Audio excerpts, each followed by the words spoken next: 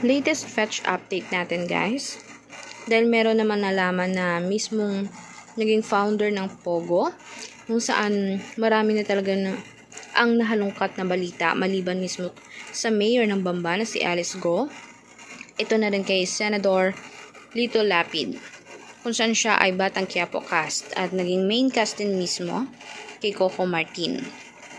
Ngayon ay marami ang lumalabas na siya umano ang founder ng isang gambling dito sa Pilipinas, ang ipinagbabawal na laro, kung saan siya ang itinuturo ng maraming mga tao, maraming witness.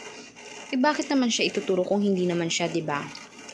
Wala naman siguro siyang malupit na kabangga o mismong kaaway para siya ituro. At siya ay i-put down dahil kahit papaano ay senador pa naman siya. Ngayon maraming gumigisang mga senador sa kanya. Kung totoo nga ba ang haka-haka na siya ang founder ng mismong gambling operation dito sa Pilipinas, dahil malaki na at tila parang bilyones na ang lumalabas na pera dahil maraming mga tao ang interesado at nagpapaloko sa mismong gambling na umaasa sila na mananalo. Yun pala ay itatakbo lamang ng operation.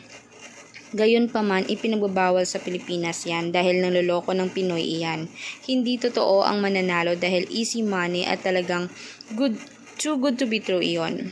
Kaya wag na sanang paniwalaan pang mga lumalabas na mga link para naman na iwas scam o iwas na maubos ang pera nga mismong inipon.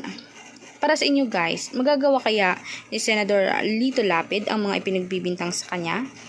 I-komento nyo sa baba ang inyong mga sagot at suggestion. At huwag kalimutan mag-subscribe, i-like at i-share ang ating videos on public. Salamat po!